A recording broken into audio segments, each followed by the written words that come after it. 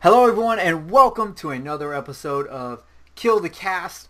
Before we get into this, I just want to quickly say sorry for the brief hiatus between technical issues with my computer and some life instances involving cars and diabetes and all kind of fun stuff. We had to fix some stuff, but we are back.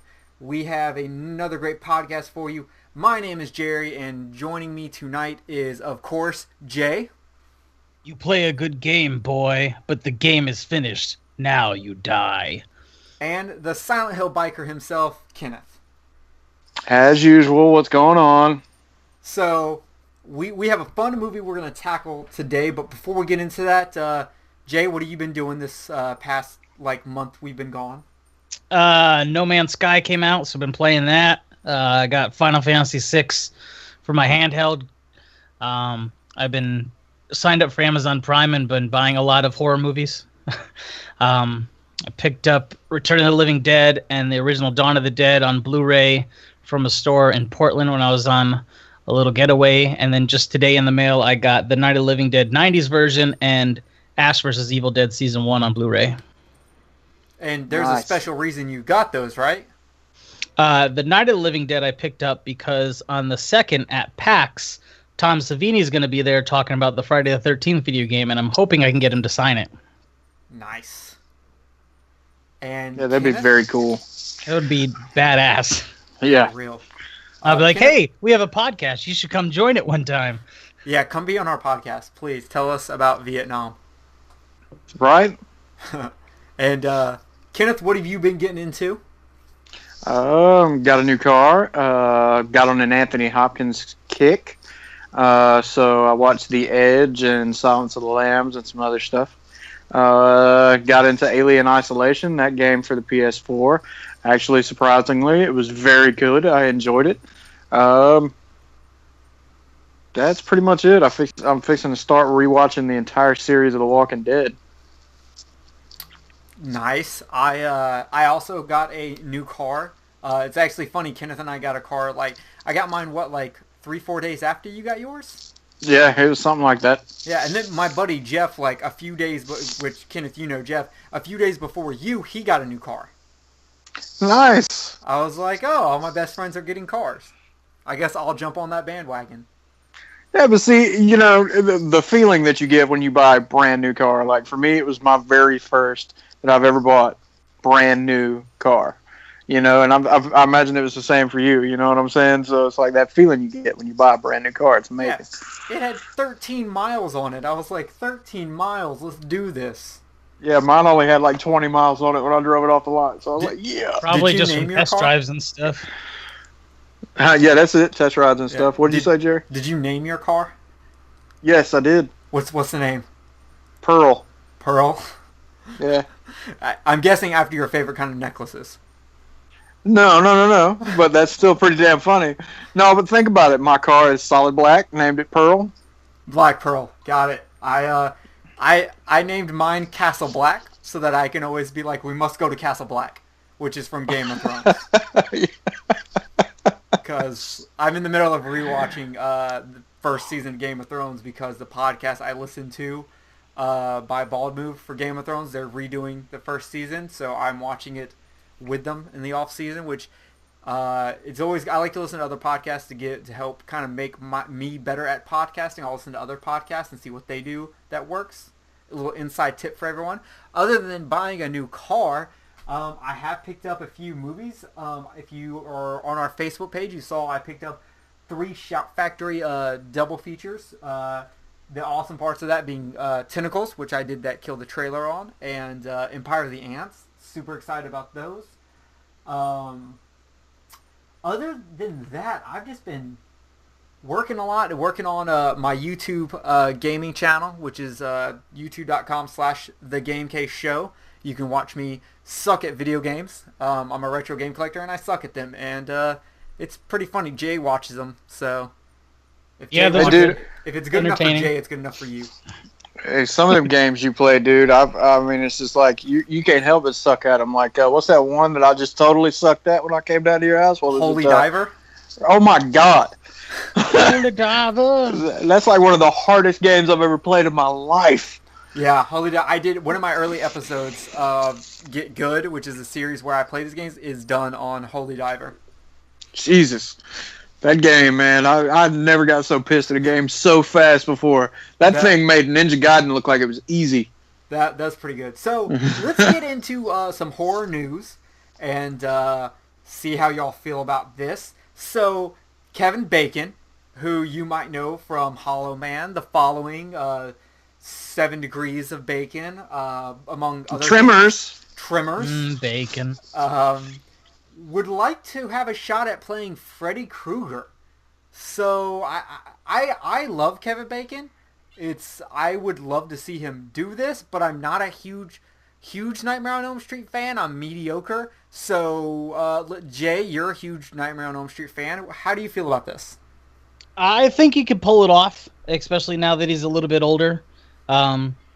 I think he's got the acting chops for it. I think the only problem with any kind of Nightmare on Elm Street anything is that if it doesn't have Robert Englund, the fans are just going to be pissed.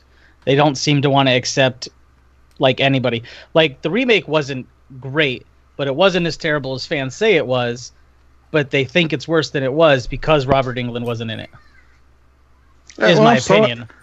And when it comes down to it, I mean, people are just going to have to understand that if they want to keep the series going, I mean, you've already got Wes Craven, who, you know, may he rest in peace. He's gone, and eventually, Robert Englund's going to go. Well, you know I know Robert saying? Englund has said that he's not interested in playing that role anymore. He wouldn't mind a cameo if they start the series up again. He said as a janitor, which is funny because he was a janitor in the first one. I think he was. In one of the nightmares, but that's all he wants to do. So nobody's gonna get their wish. He's not coming back, as far as I know. Yeah, that's what I'm saying. You know, people need to understand that if you know Freddy Krueger's gonna keep going, you know what I'm saying. Eventually, they're gonna have somebody new. Yeah, and you're right. And with horror, we see this a lot where you have a certain actor who becomes this character. And that's who we associate that character with, whether it's like Boris Karloff as Frankenstein's monster, Bela Lugosi as Dracula, or even like having Kane Hodder as Jason. We see that actor as that character. They are the best representation of that character. But eventually, they're not going to be able to play that character. And like, I'm interested to see how this affects like the superhero movies later on when they try to do a new superhero movie and they have to replace one of these big actors that they're known for this role with someone else. And I think we're going to see a lot of like the complaints we see in the horror movies happen to superhero movies.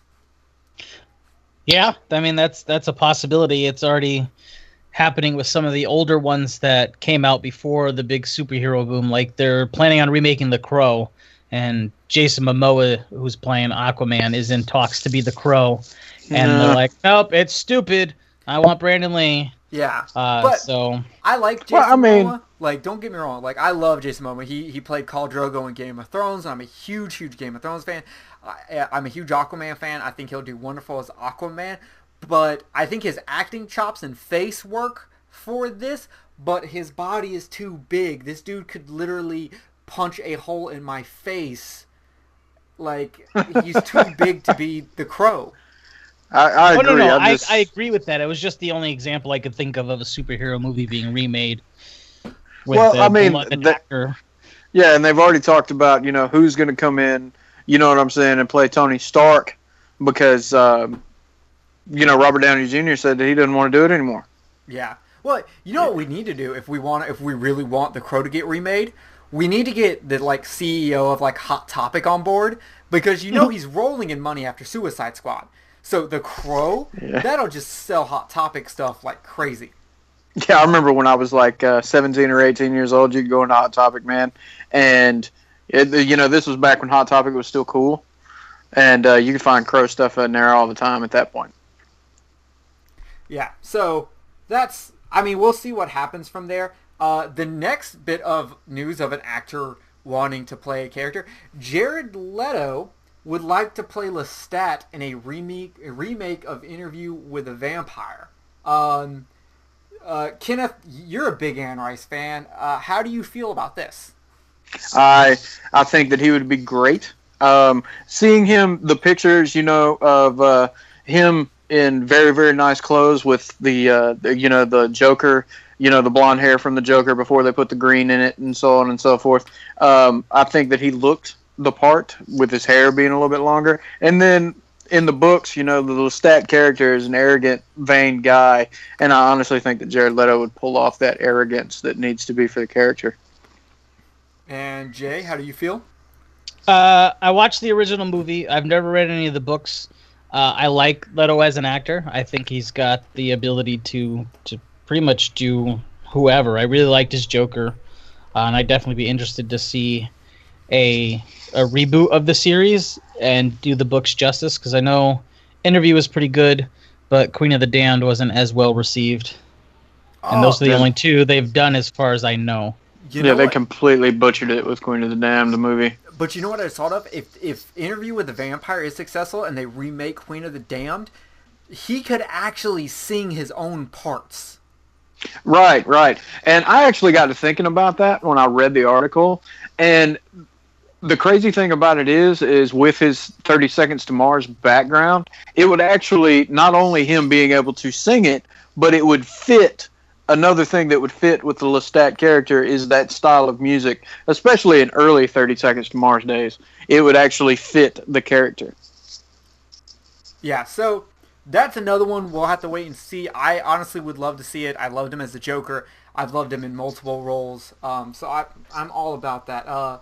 The next bit of news, we finally saw a picture of the new Pennywise for the upcoming It remake. And this time I'm going to take the for the front running, because I gotta say, while he looks creepy,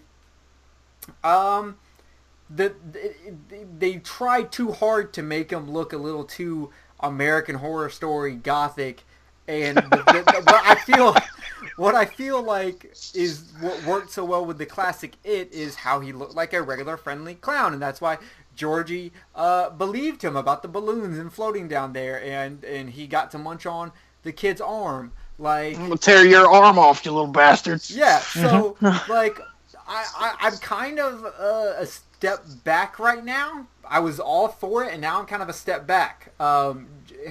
Jay, how do you feel? I like it. I think out of context, looking at Tim Curry's Pennywise and this new Pennywise, that the new one is kind of creepier than what Tim Curry did. I can definitely see your point. Overall, I'm kind of more excited for this than the original one, just because it is rated R. They're actual movies as opposed to TV movies. They're going to do 2 parts, so we're not going to miss any of the story. And I feel like it's just going to be closer to the book than what we got with the TV movie. Okay, fair enough. Kenneth, I know you've actually read the book, so your thoughts? I honestly think that the only pictures that we've seen so far of what Pennywise is going to look like, I think that they've kind of blown it up just specifically for the hype. Because I really don't think that he's going to look as creepy as he does in that picture. I mean, it's an Entertainment Weekly picture, I think. So, I mean, they're obviously going to make him look a lot more creepy. But I would like to see a lot more details in this movie. But if, I don't know if y'all remember, I'm a little bit older than both of y'all, I think. The TV movie was a 2-parter. Yeah. Yes, I knew that. I know that I'm just saying it as opposed to there only being one movie, that just letting people know that there's going to be 2 in case they didn't know. Yeah, and I mean, I hope that they get a lot more stuff in it, but the biggest thing that I'm happy about is they didn't try to turn it into a fucking TV show. Okay, right. Yeah. I mean, because there's just some things out there, man, that do not need to be made into TV shows. Yeah, and on cool news, did you see that, like, the original original Salem's Lot and the original, actually I shouldn't have to say original for Cat's Eye, but they're all getting Blu-ray releases in September. Nice. I'm personally really looking forward to Salem's Lot because I love that movie. I just picked it up on VHS, Now I'm just like, oh, Blu-ray, thank you. Did you ever watch the remake of Salem's Lot? I did, but I don't really remember any of it. What was that dude that was in it? He was in the TV movie for The Stand too. I don't remember. Did you know that there was a sequel to the original Salem's Lot called Return to Salem's Lot? Yeah. I didn't know that until like just recently. I never really paid it any mind though. I didn't pay it or give it my mind, but I just didn't know that. Yeah, like it was one of those that I remember watching Salem's Lot as a kid, and it was one of those movies, and I think it had the same effect on you. I don't know, but it was one of those movies that scared the shit out of me when I was a kid.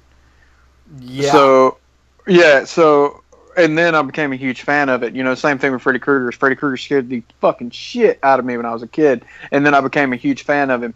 So I never really gave a whole lot of stock into the sequel for Salem's Lot. And you know what's interesting is there's a lot of Stephen King movies that are actually not on Blu-ray, and I'm hoping this gets us more on Blu-rays because I need Silver Bullet on Blu-ray. I need to see Gary Busey's teeth in 1080p. Speaking of Silver Bullet, and movies that came around that same thing, did y'all see I think I posted it on the Kill the Cast page, but I may have done it on mine because I was so heated.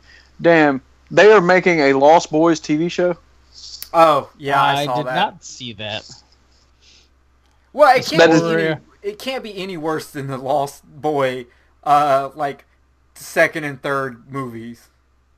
There was a third one? I've only seen the first one. I haven't bothered with any of the other ones. There's two sequels. There's a second. I didn't know there was two sequels because I remember The Tribe or whatever it was, but it was whichever one of the sequels that I watched was lame, and I didn't even realize there was another one.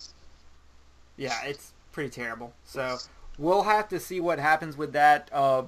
Depending on what they focus on, I guess it'd be cool. I would like to see the two kids that were the vampire hunters. I can't remember what the Frog Brothers. The Frog Brothers. I wouldn't mind seeing like a mini series on them actually like going and fighting vampires and give it like kind of a Monster Squad feel.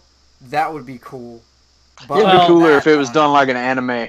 It'd be cooler if it was done like an anime. One of the sequels is them, or at least one of the Coreys. Yeah, but I want to see them as kids, not as adults. Oh, okay. I see what you're saying. I'm sorry. I misunderstood. Yeah. Yeah, like I said, I think that'd be cool as an anime. Yeah. But speaking of Monster Squad, Shane Black, who was involved with the original Monster Squad, wants to do a sequel to the Monster Squad. And I love the Monster Squad. It's one of my all-time favorite horror comedies. It's probably my number one favorite horror comedy. So I say bring it, but I have no clue what direction they would go with this at all. It's one of those that I wish they'd just leave alone. Yeah, I'd be okay with it. I guess it depends on how the material's handled. Like, I would need more details about the plot to know how I feel about it. Yeah. Like, I wouldn't be opposed to it. It just really depends on, where they're going with it. Maybe maybe the evil comes back and now they have to train, their kids or something like that. We got to find another kind of virgin. Yeah, right. But we have no information about this movie besides that he wants to do it, so it's more of just an idea. But talking about Monster Squad inspired things, Netflix put out a show called Stranger Things, and holy shit, this is by far my favorite thing Netflix has ever done. This is the best thing they've done since inventing the streaming service. This is better. This makes a microwave look like a bread box. It's that good. Still, I have not got into it yet. And that is a sin, Kenneth. You are a dirty, dirty, dirty sinner. You need to go watch this show. Yeah, but the fucked up thing about it is I don't know what it was today, but for some reason today, I was outside playing with my kid, and then all of a sudden it popped in my head, hey, why don't you start the Walking Dead series over again? Oh, I'm going to make a lot of people pissed off. Bro, The Walking Dead is trash. Go watch Stranger Things. Dude, I've been with The Walking Dead since it started. I mean, I'm not denying the fact that Stranger Things is probably badass, and you're not the only person that said it. But I don't know. I like Walking Dead, man. I have ever since the beginning. I think the first 3 seasons were probably the best 3 so far. Stranger Things, I think, is higher quality than Walking Dead, and this is a fan of the comic book, and I really like the show at first, but I feel like recently it's gone way downhill. But yeah, absolutely watch Stranger Things. Yeah, Once you start, you're just going to end up blowing through the whole thing. Yeah, Stranger Things gave me that feeling I got when I first read Salem's Lot. It is such a combination of 80s nostalgia. It's not even funny. It has feelings of the Goonies and Monster Squad and Stephen King. It is if Shane Black wants to do another Monster Squad, he needs to look at Stranger Things and go, those are my guys. That's who I need to get to do this. I concur. These are some of the best child actors I've ever seen. Yeah. They all work together really well. They all have great chemistry, and they're all actual decent actors. None of it felt like the standard, well, we have to have a kid in this movie, so that's what we're going to do. They were actually good actors. Yeah, and Mike, the kid who played Mike will be in the remake of It. And I just saw something cool earlier. The kid that plays Dustin, I follow his Instagram, and he started posting pictures, and he was like, instead of when people come up and ask me for a picture with them, I'm going to say, no, let me get a picture of you with me so I can give thanks to you for being my fan. And he's been posting all these selfies with people he's met on the streets. That's kind of cool. And it's the coolest thing ever. Yeah, that's real cool. That's real awesome. Everyone, make sure you tell Kenneth that he must watch Stranger Things. We will force him to watch it, and maybe we'll do a podcast on Stranger Things, because I think it'd be a lot of fun. Kenneth, there's a lot of Silent Hill in it, and I know that'll get you all revved up. Yeah, I'm such a huge fan of Silent Hill. It's actually kind of creepy how much I love Silent Hill. Yeah, it's weird. He used to try to. We can do a whole podcast on Silent Hill too, because I love those games. We could. Oh yes. But Kenneth, his obsession goes a little far. He used to. I'd wake up and there'd be stuff on my face, and he would be putting bandages on my face, and I'd be in a nurse's outfit, and I'm like, "The fuck are you doing?" He's like, "It's okay. I'm just practicing for when my big pyramid helmet comes in." Yeah, you looked so sexy in that nurse's outfit, though, dude. I mean, I did. I only weighed fucking 110 pounds at the time, so. Yeah, that's true. So you're right, gorgeous. So that's the news, people. Obviously, if you have news you would like to hear us talk about, feel free to throw it up on the Facebook page. We do talk to people on there. We post stuff on there, talk in the comments, all that good stuff. But let's get into the movie. We are talking Phantasm from, I think it was 1972. Am I right on that? Someone? Whatever, I'm right. 72, 73. 79. 79. Yeah, I was just going to say, it's a little later than that. Yeah, way off. 70. Oh, I'm sorry. It started production in 1977 and didn't come out till 1979. There you go. There we go. I'm back on top, like always. So Phantasm is a wonderful cult classic that's really hard to explain. So a brief synopsis would kind of be, there's a kid named Mike. His parents are dead. He lives with his older brother Jody. And some weird stuff starts happening with this guy who works at the funeral home. And he, being a kid, gets curious and starts investigating. And from there, you go on a wonderful ride of, we'll only give you half information. I hope you can figure the rest out yourself. Yeah, stealing dead bodies. Woo! Yeah, so the tall man, who is the guy that runs the funeral home, is stealing dead bodies. And he is crushing them and then sending them to a alien planet to make them slaves. And, well, Mike is all about, he's anti-slavery, and he's putting it into this right here, right now. So, Jay, did you say this was your first time actually seeing the movie? It's my second. So, growing up, I had always seen the cover, but never actually rented them. And then it was on Netflix for a short time, and so when it showed up on Netflix, I watched it. And then that was it until we watched it to do it for the podcast. So this is like my second time watching it. All right, and how do you feel about it? I quite enjoyed it. It's pretty original, considering the time frame it came out in. There wasn't a lot of stories anything like this, and the Phantasm spear or whatever it's called that he used is pretty original as well. I thoroughly enjoyed it. And Kenneth, you've seen the movie multiple times. In fact, you are the person who showed me the movie, because there was a time where I moved in with Kenneth, and he would start showing me all this more obscure and cult and underground horror movies, including like Cannibal Holocaust and Lucio Fulci's Zombie, and Phantasm. So, Kenneth, what's your thoughts on Phantasm? Man, Phantasm is it's a key point in my childhood, man, because my dad is the one that's responsible for introducing me to a lot of these obscure movies, and when I got to a certain age, where Dad felt like that I had the right mindset to kind of handle some of this stuff, he would just start pouring it in like every weekend. I'd go to my dad's house and he's just like, check this out, check this out, check this out, and Phantasm happened to be one of them. And so watching a movie like that when you're younger, you know what I'm saying, and trying to pick up on everything that's going on, because even though there are spots in this movie that seem kind of hokey, the storyline behind this movie was fantastic for the time period. You know what I'm saying? I mean, it'd be the late 70s for this movie to be as out there as it is, you know what I'm saying, but not seem like it's one of those movies like Yellow Submarine. It was it was great. I love the movie. And then when Jay said something just a minute ago about how he'd never rented it before, it just kind of took me back in my mind of what it was like going to a video store when you're a kid and renting movies like this, man. I mean, it's unfortunate that the youth of today is not going to be able to enjoy that experience.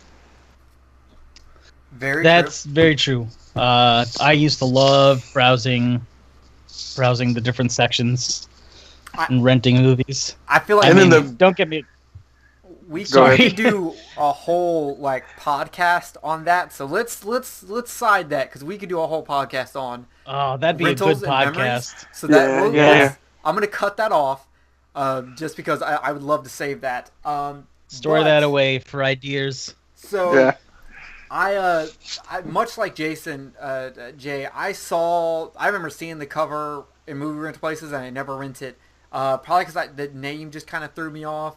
And it almost was like Phantasm. It's like a fantasy movie or something. I don't care about this. Why is it in the horror movie? Someone misplaced this. So, but when I watched it with Kenneth, the big thing I love about this movie is it's such a mystery. It really expects the audience to do some thinking for themselves and to kind of place things together on their own. And I love when a movie doesn't have to walk you hand by hand through everything.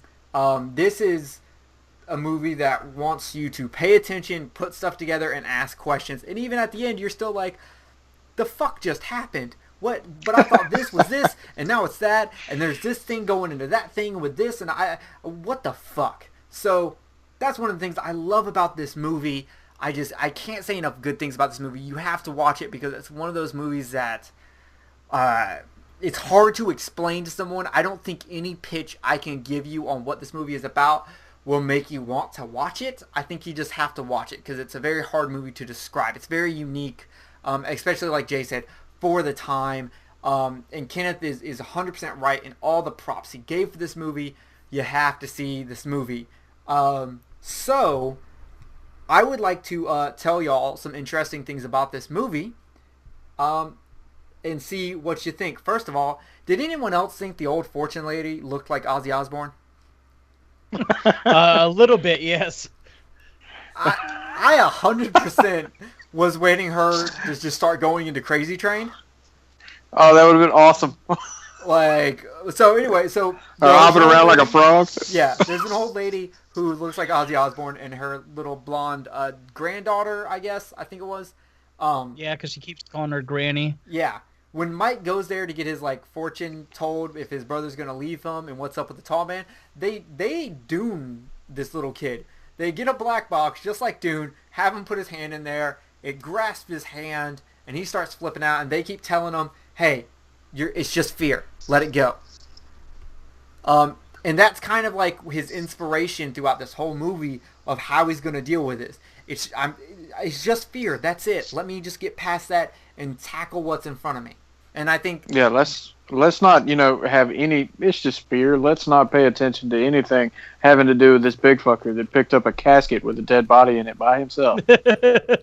Well, I mean, Right. I do that every weekend as a pastime. Oh yeah. Well, I've been going to the gym every night for a little while now, so I think I could handle that as well. I think you're just. Yeah, Kenneth, you're just a little bitch. 500 pounds is nothing, man. Every day. Oh yeah, sure. Right. Yep, I'm eating Twix bars and drinking milk in the middle of the night. That's my gym right there. Yeah. So yes, there is an awesome scene in here where the tall man straight up picks up a casket with a body in it by himself and just shoves it in the back of a hearse. And how he actually does it is the coffin is made out of, is it balsa wood? Is that the correct name of it? Yeah. Wood? Okay. Yeah. Balsa Did wood they discuss that in the movie? I don't remember them telling me. Oh, what, no. This is from my research after I watched the Okay. movie. I do my research and find out all kinds of things.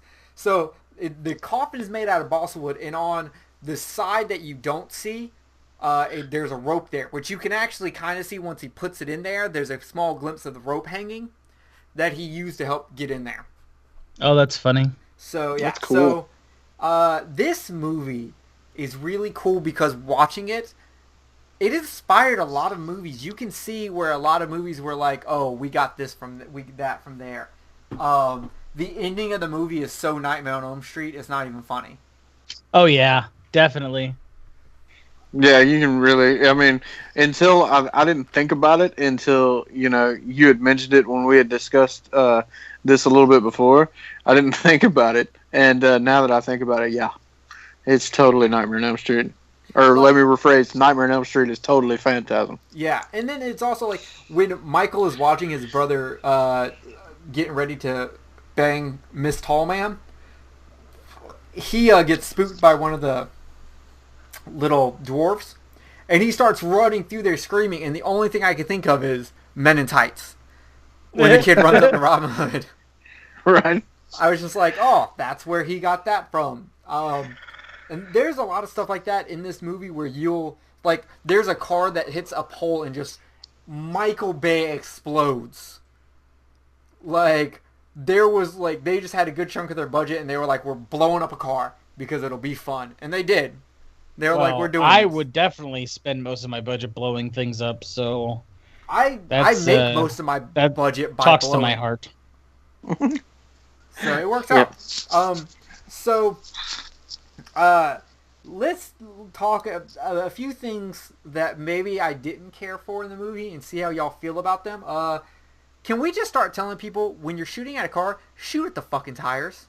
Just Seriously. Right. like he said, there's no one driving it. Let me keep shooting into the windshield. No, shoot the fucking tires out. What are you doing? Another thing that's always got me watching movies that really about car chases, it irritates me, is it's like when you got one person chasing after another and that person that's chasing them gets up beside, how come nobody ever thinks to themselves, why don't I slam on the brakes? Because we think Nobody about ever that does in the that. real world, so they can't do it in movies. Yeah, I mean, I saw it in this movie, The Chase, with Charlie Sheen that I was watching the other day. But other than that, you never really see that in movies, And so, but the kid thought about shooting out the tire when he was stuck in the back of the hearse later, and he, shot through the wheel well. Oh yeah, that's true. Except at that point, he should have shot through the window into the front seat and shot the tall man in the head. That's true. It's like finally shoot the damn tires, and it's at a time when he should have been shooting someone in the head. Hell yeah, yellow goo go everywhere. Like I don't know what's up with that. He's a savant. He couldn't figure out how the guns work. That's how he was able to fix all the cars. Fair enough. That makes sense to me. Another thing, let's talk about this kid MacGyvering a shotgun shell onto a hammer to blow the lock on his bedroom door. It's totally possible. It's how I get out of my house every morning. Where do you live, Jay? That isn't even what? I didn't Crazy Jay Hell wakes yeah. up and he looks I've at got his fucked wife up and he neighbors, just goes, okay? "Honey, hand me the hammer. We're What's going the out hood like today." in Washington? For real? What the fuck? Oh man. Yeah. I think it's. I mean, the idea behind that is sound, but the way that he put it together, I mean, I honestly just don't think just trying to put a tack in the primer of a shotgun shell is actually going to stay. And then using just a little bit of Scotch tape to hold that shotgun shell on that, yeah, that kid would have done so much more damage in real life to himself before he would have that door. Scotch tape in the 70s was actually more protective than it is now because it was trying to fight communism. So that's just explain that to you. Okay, I can dig that. Okay, so one of the things I thought was really cool in this movie, it just reminded me of something. You know when they finally go into the door that leads to the portal? When that door opened and the music's playing, you see all the barrels and then they go into this white room, that reminded me so much of playing Doom that I was seriously about to be like, uh-oh, there's going to be a cyber demon right behind that door. Don't go in. Yeah. It was very Doom-esque, but I mean, that entire scene was pretty awesome anyway. I mean, you know, Doom excluded. That the music for this movie was very, I mean, it is very unique to itself. And then, you know, my favorite thing about that is when they start putting their hands through the two little, through the doorway kind of thing, the way they did that shot. Yeah, I really, really like that. Yeah, that the whole set design for that room and the surrounding sets is just fantastic. Yeah.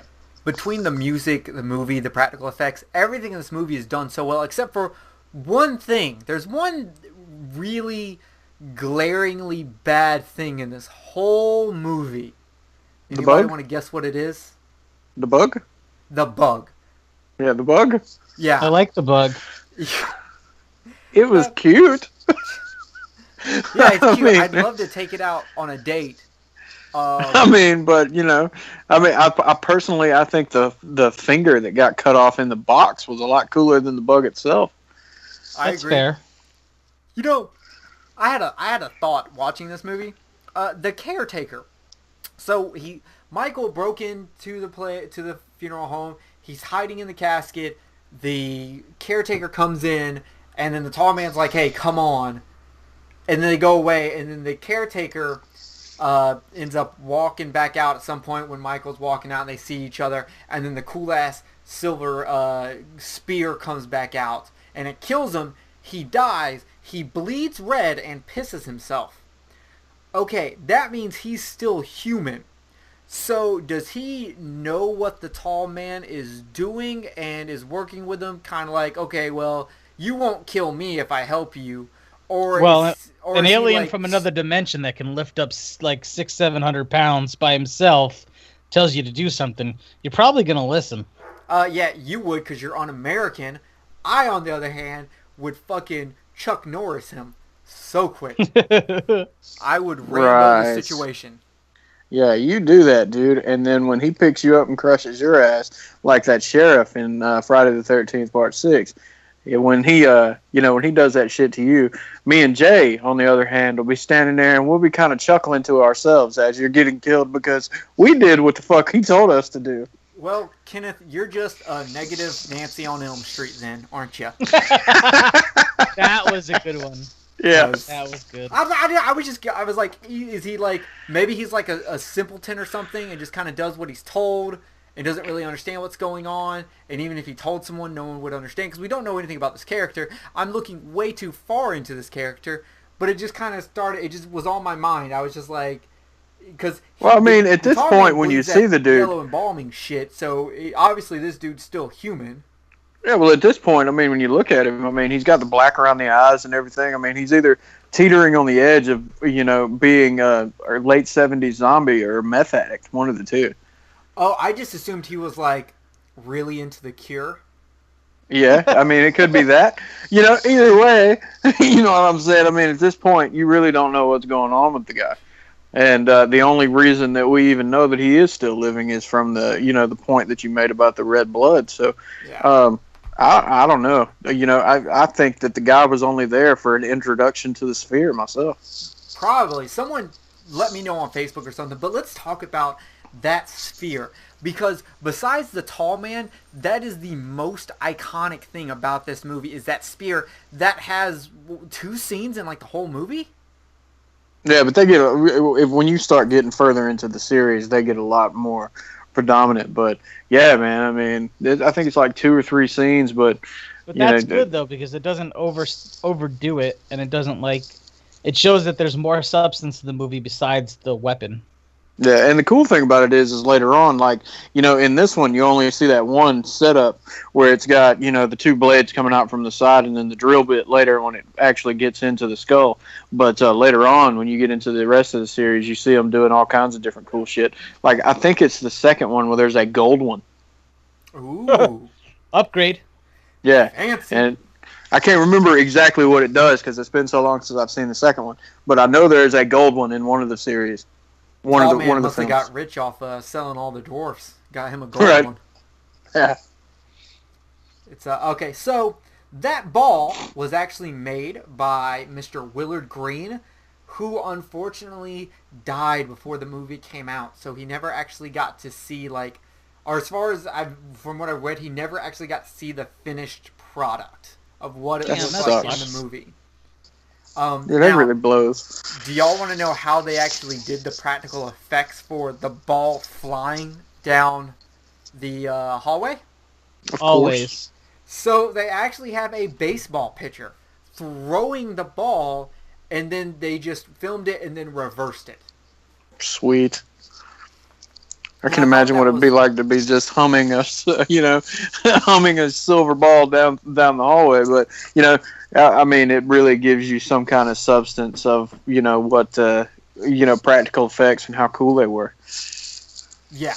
Another interesting. Did you know this film was actually originally 3 hours? Really? I'd like to see the rest of it. Yeah, me too. I've got good and bad news for you. If you've seen the 4th movie in the series, Oblivion, you have seen some of this footage because they used some of it for that, including some of the alternate endings from the first movie. But the rest of that footage has seemed to become lost. No one seems to know where it is. I am hoping that maybe J.J. Abrams has it because he's doing a 4K restoration of the movie that hopefully comes out.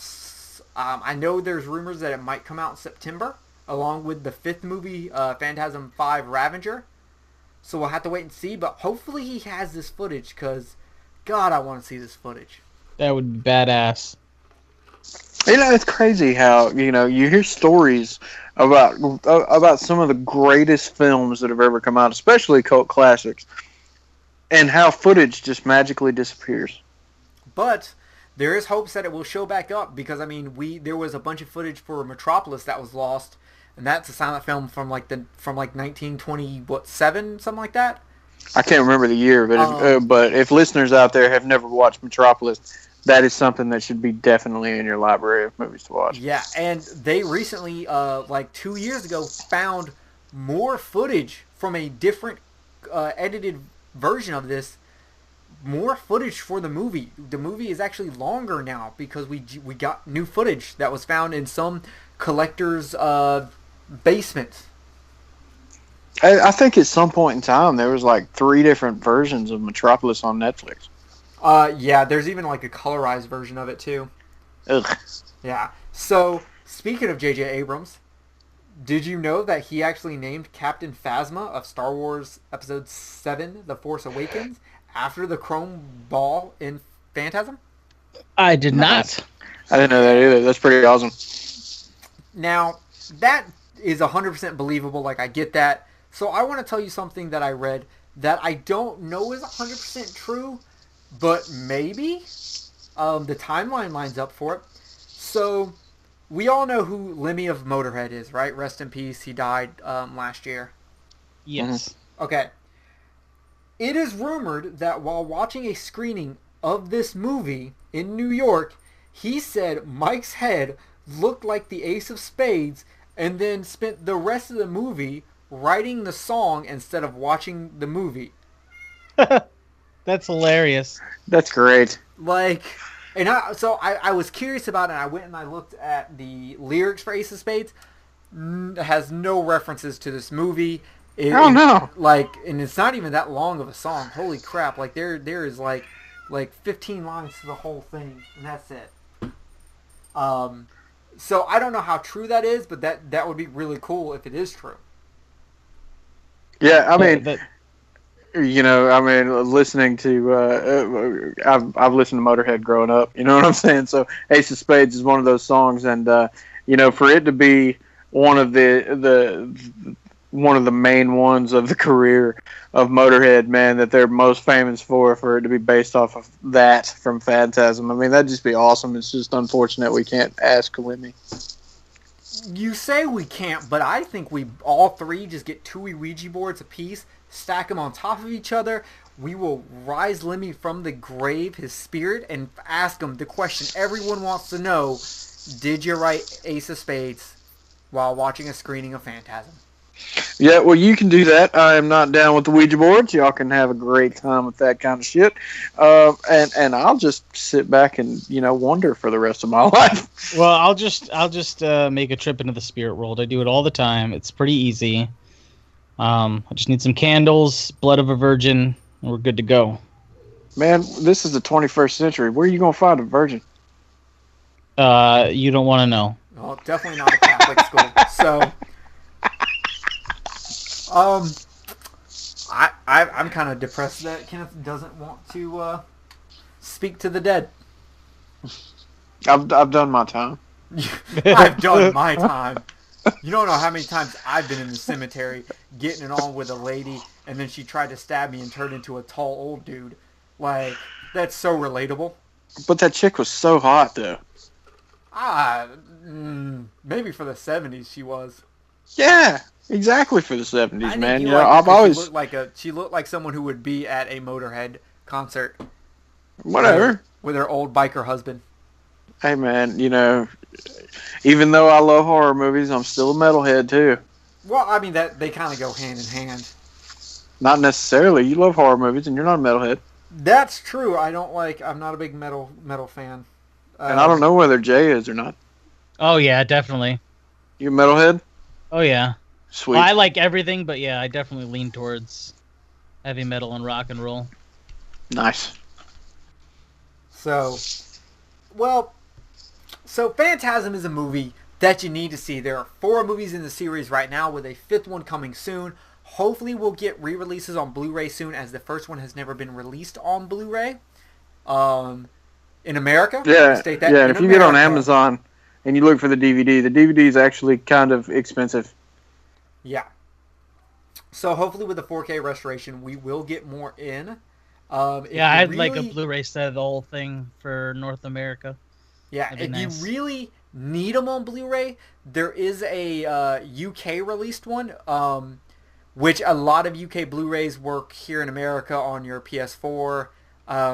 Most of them are now where the hertz is correct, because if you don't know this, back in the day, while the rest of the world was running on 60 hertz, UK and Europe was running on 50. So a lot of their stuff doesn't look proper over here. For instance, me and Jay are into retro gaming. If you play a PAL released, which is a Europe release, like Nintendo game, like original NES game, like Gradius, it will run slower than the American counterpart. Right. Even up to Dreamcast, there were some issues with some of the PAL releases. Some of them had switches that you could switch back and forth, but it's an issue with old stuff.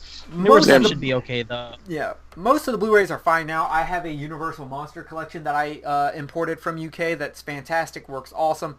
I have no issues with it. And UK does get some really, really good horror releases over there. I guess they got to make up for all that time they had their video nasties list. Well, I had both my Night of the Living Deads are from other countries. I have the original one is from UK, and the 90s one is from Australia, because according to my research, that's the best and it might be the only Blu-ray transfer of the movie, but it's pretty solid according to what the internet says. So you've got a Blu-ray copy of the 90s Night of the Living Dead. Yes, it was $21 on Amazon, but it's from Australia, so you got to have a region-free Blu-ray player or a PlayStation 3 or a PlayStation 4, which are both region-free for our listeners who are scrambling to Amazon to go find a copy now. So have you watched it already, or threw it in your PlayStation yet? I made sure it turned on, yeah, but I haven't watched it yet. Dude, that is awesome! I have to have this because I've got the DVD. You know what I'm saying? That came out back then, but you know what I mean. I'll post a link on our Facebook for anybody listening who's curious. To the that'd copy be awesome. that I bought, and they can make their decisions from there. Did you buy that Phantasm box set? No. Oh, Not yet.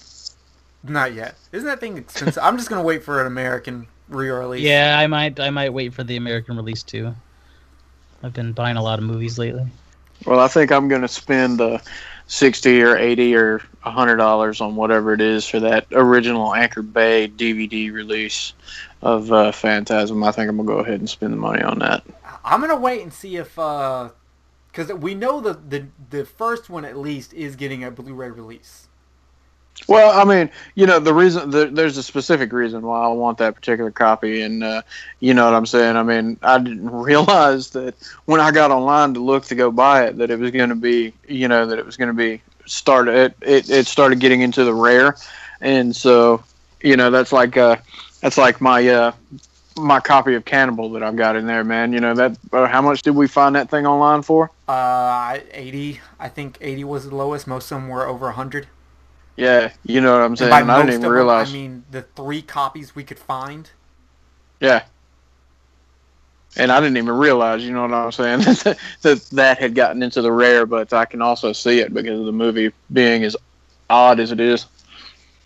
Yeah, hopefully we'll never tackle that movie, but I'm pretty sure we will at some point, and I'm going to cry. It wasn't that bad. It was that bad. Not bad. Let me explain this to you. The movie is not bad. The movie is one of the most well-done movies I have ever seen. It just is the one movie that actually really deeply disturbed me, and I don't want to watch it again, but Kenneth and I talked, and we might watch it at some point again. What did you say, Jay? I said, too bad. Yeah. Yeah. Just like the Shyamalan episode that's coming. Too bad. No. Yeah, and you're going to have to watch The Village to do this episode. Can my cat just watch it and be on here with y'all? The sad part is that, you know, well, I don't know if it's really sad because I enjoy the movie so much. I have just about every Shyamalan movie. Oh, God, I can taste vomit in my mouth already. I even have The Happening, even though I think that's one of the weakest. I'd rather watch The Happening because at least I get John Leguizamo, and I can spend half the movie just going, I wonder if he's going to say a line from The Pest. Okay, let me ask you this. All right. How old were you when you watched The Village? I can't remember.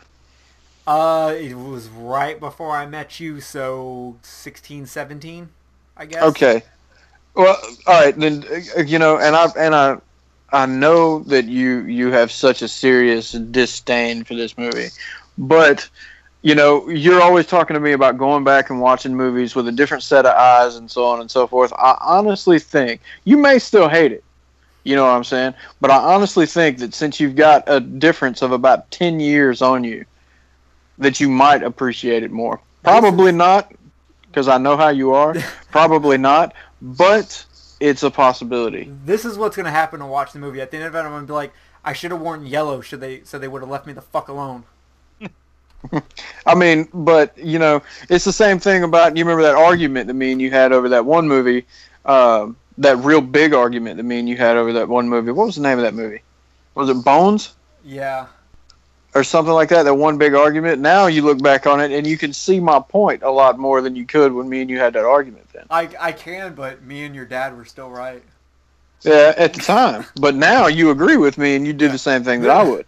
Well, let's not get into that because then we have to explain to everybody what the hell we're talking about. So we're pretty off subject now. I think it's a good time to end this podcast.